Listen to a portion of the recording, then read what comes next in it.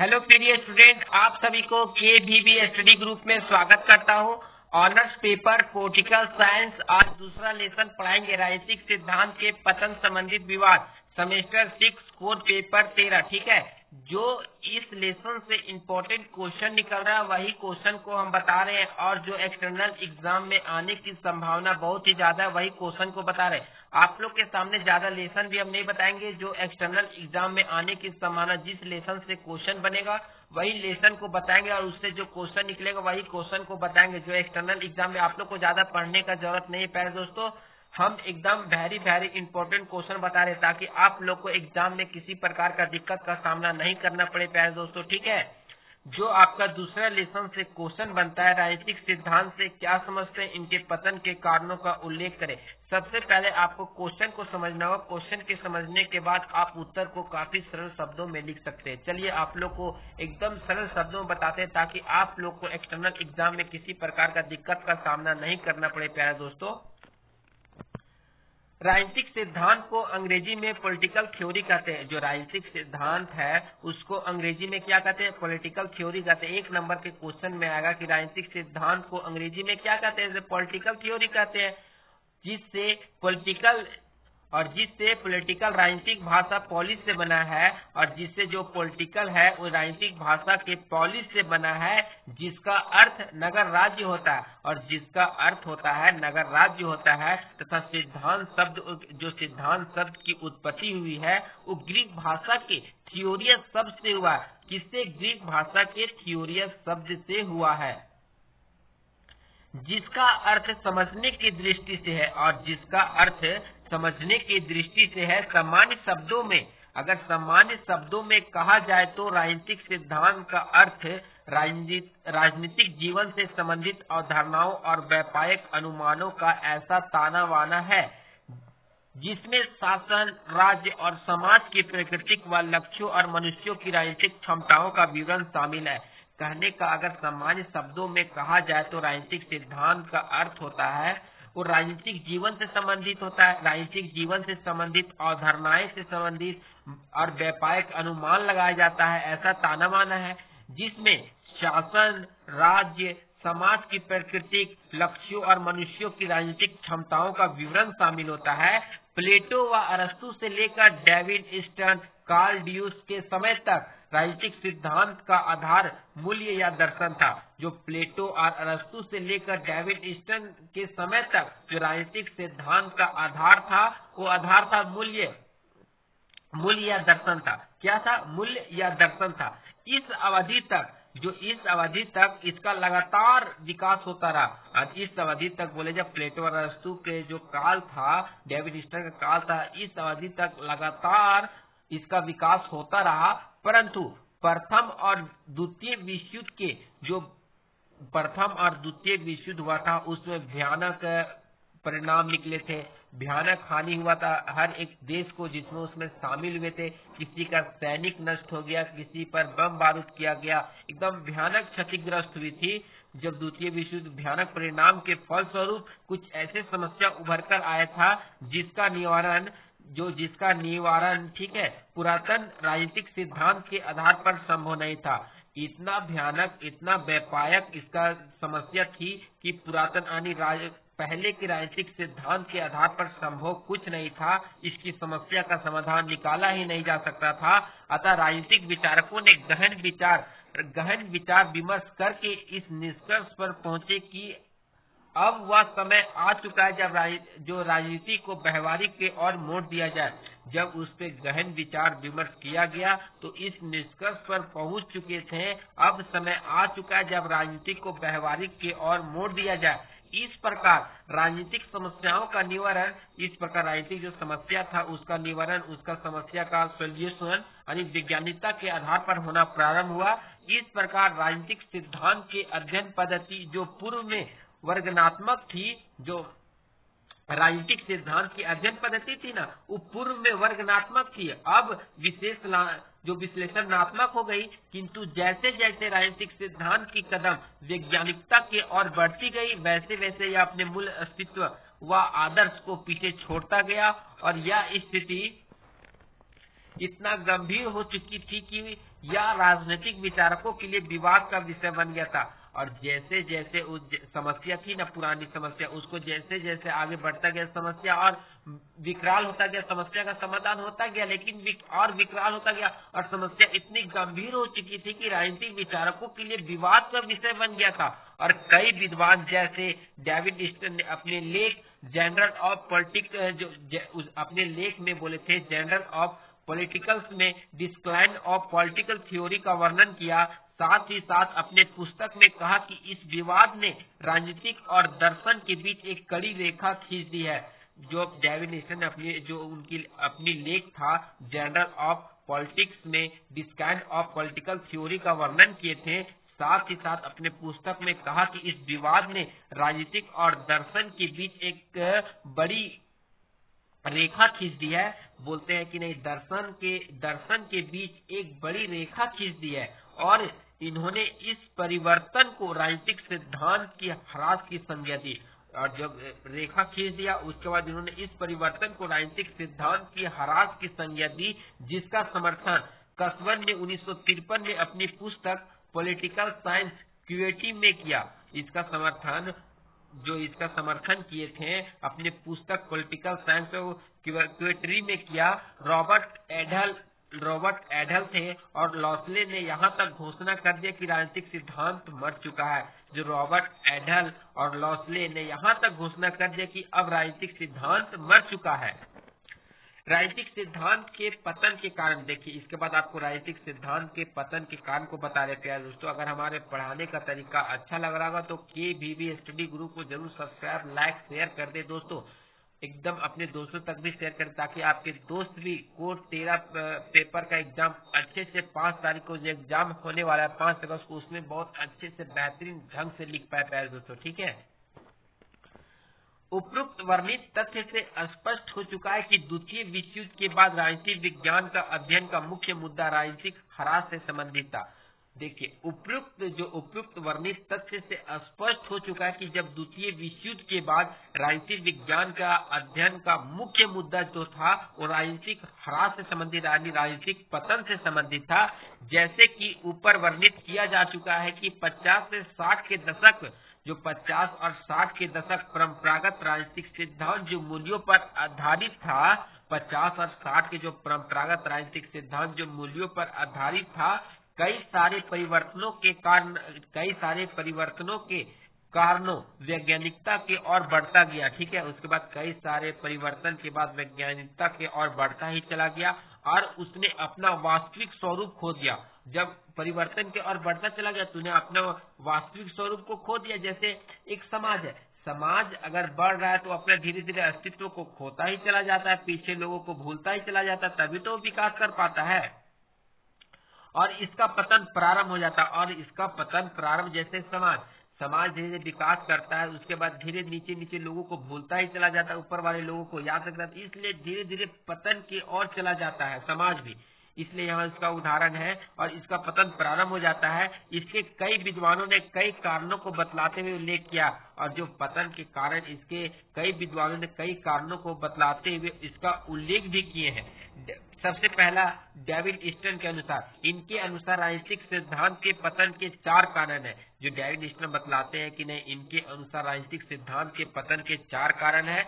इतिहासवाद बोलते हैं, जो इतिहासवाद इनका पहला कारण है डेविड ईस्टन का, वो बोलते हैं इतिहासवाद। डेविड ईस्टन के अनुसार ऐतिहासिकता की लगातार बढ़ती हुई भूमिका राजनीतिक सिद्धांत के पतन का एक प्रमुख कारण है। डेविड ईस्टन बोलते हैं कि जो ऐतिहासिकता के और लगातार बढ़ती हुई भूमिका, जो इतिहास के और लगातार बढ़ रहे भूमिका, उसका राजनीतिक सिद्धांत का एक प्रमुख कारण है। राजनीतिक सिद्धांत जिनकी पतन का एक प्रमुख कारण है। इन्होंने 20वीं सदी के विचारकों को इसने 20वीं सदी के जो विचारक थे उनको इतिहासवादी का संज्ञा दी है, ठीक है। जो 20वीं सदी के विचारक थे उसको इतिहासवादी का संज्ञा दी है। इसके अनुसार पारंपरिक राजनीतिक विचारकों ने ऐतिहासिक तथ्यों के आधार पर राजनीतिक विज्ञान के सिद्धांतों की पहचान खो दी। जब वो हो गया, इतिहासवाद की संज्ञा दे दी। इनके अनुसार पारंपरिक राजनीतिक विचारकों ने ऐतिहासिक जो इतिहास है उनके तथ्यों के आधार पर राजनीतिक विज्ञान के सिद्धांत की पहचान भी खो दी। यह सत्य है कि राजनीतिक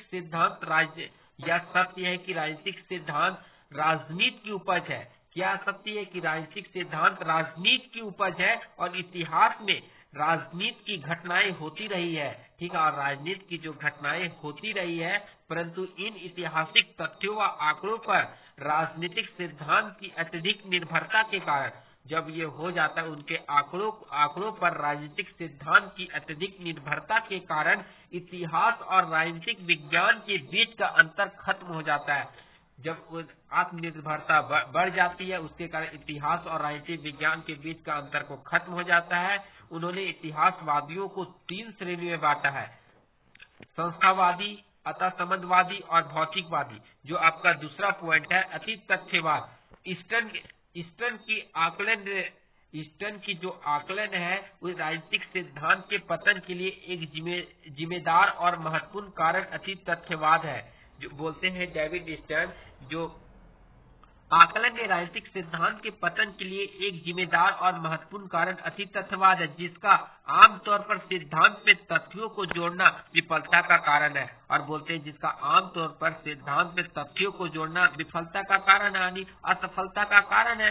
राजनीतिक वैज्ञानिक इसे विज्ञान बनाने के क्रम में कहता है, राजनीतिक वैज्ञानिक इसे विज्ञान बनाने के क्रम में कहता है कि राजनीतिक सिद्धांत एक विज्ञान है और राजनीतिक सिद्धांत एक विज्ञान है, अतः इनमें सिद्धांत निर्माण की कोई आवश्यकता नहीं है। और बोलते हैं कि राजनीतिक सिद्धांत निर्माण की कोई आवश्यकता नहीं है, अतः इसके कारण भी राजनीतिक सिद्धांत का ह्रास हुआ है। और बोलते हैं कि इसके कारण भी राजनीतिक सिद्धांत का ह्रास हुआ है। जो तीसरा पॉइंट है, सिद्धांतों और विद्वानों में भ्रम। डेविड ईस्टर्न राजनीतिक सिद्धांत के पतन का एक और कारण राजनीतिक विचारकों द्वारा सिद्धांत और विज्ञान के अंतर को ना समझ पाना को बतलाया है। बोलते हैं डेविड ईस्टर्न बोलते हैं कि राजनीतिक सिद्धांत के पतन का एक और कारण है जो बहुत ज्यादा महत्वपूर्ण है, राजनीतिक विचारकों द्वारा सिद्धांत और विज्ञान के अंतर को ना समझ पाना। क्या राजनीतिक सिद्धांत के द्वारा विज्ञान के जो राजनीतिक विचारकों है उनके द्वारा सिद्धांत और विज्ञान के अंतर को ना समझ पाना राजनीतिक पतन का कारण है। वैज्ञानिक पद्धति का प्रयोग वैज्ञानिक पद्धति का प्रयोग शोध में करना अलग बात है, जब शोध में करना तो अलग बात है, परंतु विचारकों द्वारा विज्ञान और सिद्धांत में कोई स्पष्ट अंतर कर पाने की भ्रम के कारण राजनीतिक में सिद्धांत निर्माण के कार्य बहुत कम हो गए। और बोलते हैं कि जब परंतु विचारकों द्वारा विज्ञान और सिद्धांत में कोई स्पष्ट अंतर न कर पाने के भ्रम के कारण राजनीतिक सिद्धांत का निर्माण कार्य बहुत ही कम हो गया। उसमें भ्रम था, उसके कारण राजनीतिक सिद्धांत निर्माण के कार्य बहुत ही कम हो गया। जो चौथा पॉइंट है, मूल्य संक्षिप्तवाद। ठीक है, इसके कारण राजनीतिक विचारक राजनीतिक मूल्यों का विश्लेषण समकालीन परिस्थितियों के अनुकूल नहीं कर पा रहे हैं। और बोलते हैं कि इनके कारण जो राजनीतिक विचारक है वो राजनीतिक मूल्यों पर विश्लेषण समकालीन परिस्थितियों यानी पहले के परिस्थितियों के अनुकूल नहीं कर पा रहे हैं। और मूल्य सापेक्षता का समर्थन डेविड ह्यूम, कॉम्टे, वेबर आदि ने किया। जैसे ही हम सभी जानते हैं कि वर्तमान में संसार के समक्ष कई चुनौतियां हैं, जैसे प्रदूषण को रोकना, बेरोजगारी की समाप्ति, निशस्त्रीकरण को रोकना आदि। इन समस्याओं के निवारण के लिए आवश्यक था कि सिद्धांत निर्माण का कार्य होता रहा जाना चाहिए। और बोलते हैं कि इन समस्याओं को रोकने के लिए होता रहा जाना चाहिए। ठीक है, जो आपका जो दूसरा जो वैज्ञानिक है, दूसरा विचारक है, उनके अल्फ्रेड कसमन के अनुसार डेविड ईस्टर्न के भांति कसमन ने भी राजनीतिक सिद्धांत के पतन को स्वीकारा है और इसके कई कारण बतलाए हैं। राज्य के कार्य में वृद्धि। बोलते हैं कि राज्य के कार्य में वृद्धि। प्रारंभ में राज्य का स्वरूप एक पुलिस राज्य का था, और जो प्रारंभ में राज्य का स्वरूप था एक पुलिस राज्य का था, जिसका मुख्य उद्देश्य आंतरिक शांति तथा बाहरी आक्रमण से रक्षा करना मात्र था। बोलते हैं कि जब पुलिस राज्य का था, ठीक है, स्वरूप एक पुलिस राज्य का था, जिसका मुख्य उद्देश्य जो बाहरी आक्रमण होते हैं, जो अंदर के आक्रमणों से रक्षा करना मात्र था, परंतु वर्तमान में लोक कल्याणकारी युग है पूर्व की तुलना में राज्य ने समाज के हर पहलुओं पर बहुआयामी नियंत्रण स्थापित कर लिया है जिससे व्यक्तियों का स्वतंत्र चिंतन जो राजनीतिक सिद्धांत के पतन का कारण बना। प्यारे दोस्तों, वीडियो बहुत ज्यादा लंबा हो रहा है। प्यारे दोस्तों, आप लोग टेंशन मत ले, काफी सरल शब्दों में बता रहे हैं। अगर हमारे पढ़ाने का तरीका अच्छा लग रहा होगा तो KVB स्टडी ग्रुप को जरूर सब्सक्राइब, लाइक, शेयर कर दे प्यारे दोस्तों। और आप लोग पूरा वीडियो देखिएगा तभी आप लोग को समझ में आएगा प्यारे दोस्तों, ठीक है। जो दूसरा पॉइंट है नौकरशाहियों के विस्तार। राज्य के इकाइयों में वृद्धि होने से उन कार्यों के संपादन हेतु नौकरशाहियों द्वारा नियंत्रण करने के कारण राज्य के सभी कार्यों में सुगमता तो आ ही गई है, परंतु इस नियंत्रण ने लोगों की सोच को काफी नियंत्रित किया है। बोलते कि राज्य की जो इकाई में वृद्धि होने लगती है, वृद्धि होने के बाद उन कार्यों के संपादन हेतु नौकरशाहियों द्वारा नियंत्रण करने के कारण राज्य के सभी कार्यों में सुगमता आ जाती है। जब नौकरशाहियों द्वारा जब नियंत्रण राज्य पे करते हैं तो सभी कार्यों में सुगमता आ जाती है, और परंतु इस नियंत्रण ने लोगों की सोच को काफी नियंत्रित किया, जिससे राजनीतिक सिद्धांत के निर्माण में बाधा आई। जब इसे नियंत्रित करते जैसे घर के मालिक है, ठीक है, अगर वो नौकर को रखा है तो नौकर को जैसे जैसे काम करने के लिए बोलेगा तो वैसे वैसे काम करेगा, तो नौकर का विकास कहाँ से पाएगा। उसी बात को यहाँ बोले तो राजनीतिक सिद्धांत में बाधा आई है। बड़े संगठनों का उदय। व्यक्ति अपने सुरक्षा हेतु कई संगठन का सदस्य बन जाता है और इन संगठनों का प्रभाव व्यक्ति पर इतना हावी हो जाता है कि वह उस संगठन की विचारधारा के अनुरूप चिंतन मनन प्रारंभ कर देते हैं, और जिससे राजनीतिक सिद्धांत बाधित होती है। कहने का मतलब जब व्यक्ति अपने सुरक्षा के लिए कोई भी संगठन का सदस्य बन जाता है, उसके बाद संगठनों के प्रभाव में आकर व्यक्ति इतना हावी हो जाता है, उस संगठन पे इतना ज्यादा ट्रस्ट करने लगता है, विश्वास करने लगता है कि संगठन की विचारधारा के अनुरूप चिंतन में प्रारंभ करता है कि संगठन की जो विचारधारा उनके अनुरूप विचार विमर्श करते हैं, उनके बारे में सोचते हैं। अगर उनके बारे में कोई गलत बोले उनके दो शब्द सुनना पसंद नहीं करते हैं, ठीक है, जैसे राजनीतिक सिद्धांत में बाधित होती है, राजनीतिक विज्ञान की वर्तमान स्थिति। राजनीतिक विज्ञान की वर्तमान स्थिति भी राजनीतिक सिद्धांत के पतन का एक प्रमुख कारण है। जो राजनीतिक विज्ञान की वर्तमान स्थिति भी और राजनीतिक सिद्धांत के पतन का एक प्रमुख कारण यानी ह्रास का एक प्रमुख कारण है। प्राचीन विचारकों ने विशेष उद्देश्यों को ध्यान में रखते हुए सिद्धांतों का निर्माण करते थे, और जो प्राचीन विचारक थे वो विशेष उद्देश्य को ध्यान में रखते हुए सिद्धांतों का निर्माण करते थे, परंतु आज के विचारक किस उद्देश्य से सिद्धांत का निर्माण कर रहे उनका उसे खुद ही पता नहीं चलता। जो पहले का विचारक थे उस सिद्धांत और उद्देश्यों को ध्यान में रखते हुए सिद्धांतों का निर्माण करते, परंतु आज के विचारक उद्देश्य के सिद्धांत का निर्माण कर रहे हैं, लेकिन उनको खुद नहीं पता कि हम क्या कर रहे हैं कि नहीं कर रहे हैं, ठीक है। और साथ ही वैज्ञानिक व्यवहारवाद पर अधिक ध्यान देने के कारण राजनीतिक सिद्धांत से उसका नजर हट गया, और व्यवहारवाद पर अधिक ध्यान देने के कारण राजनीतिक सिद्धांत से उनका नजर हट गया, जिससे इसका राजनीतिक सिद्धांत ह्रास होना स्वाभाविक है। मान लिया कि व्यवहारवाद से उनका ध्यान हट गया, तो स्वाभाविक है कि राजनीतिक सिद्धांत का ह्रास या विनाश होना स्वाभाविक है। उपयुक्त वर्णित कारण के अतिरिक्त कई ऐसे कारण भी है जो राजनीतिक सिद्धांत के विनाश का प्रमुख कारण बनी है, जैसे साम्यवादी देशों में बुद्धिजीवियों पर विचार और भावनाएं लाद दी है, जिसे समाज में उनकी स्वतंत्रता छीन ली गई है। और कहने जो उपयुक्त वर्णित जो कारण, उसके अतिरिक्त कई ऐसे कारण भी जो राजनीतिक सिद्धांत के विनाश या ह्रास के प्रमुख कारण बनी है, जैसे साम्यवादी देशों में बुद्धिजीवियों पर विचार और भावनाएं लाद दी जाती है, जबरदस्ती थोपी जाती, नहीं आपको ये काम करना है तो करने से समाज है। समाज में अगर एक आदमी को वो काम करने के लिए इच्छुक नहीं है, अगर हमारे समाज है, गांव में समाज है, तो समाज के द्वारा उसे गांव में बोला जाता है कि नहीं आपको गांव में ये काम, अगर किसी मंदिर बना तो नहीं आपको इस जिम्मा दे दिया, लेकिन नहीं करा तो जबरदस्ती उसके ऊपर थोप दी जाती है। इससे समाज की उनकी स्वतंत्रता छीन ली जाती है, समाज उनकी स्वतंत्रता छीन ली जाती है, अपने मन के हिसाब से काम नहीं कर पाता है। इस तरह ये आपका दूसरा लेसन खत्म हो गया, और आप लोग के सामने बहुत ही जल्द तीसरा लेसन लाएंगे प्यारे दोस्तों। जो तीसरा लेसन है जो वेरी इंपॉर्टेंट है, राजनीतिक सिद्धांत की प्रकृतिक और पुनरुत्थान। ठीक है, और वही क्वेश्चन ला रहे जो एक्सटर्नल एग्जाम में आने की संभावना बहुत ही ज्यादा है प्यारे दोस्तों। अगर हमारे पढ़ाने का तरीका अच्छा लगा तो KVB स्टडी ग्रुप को जरूर सब्सक्राइब, लाइक, शेयर कर दे प्यारे दोस्तों। ठीक है।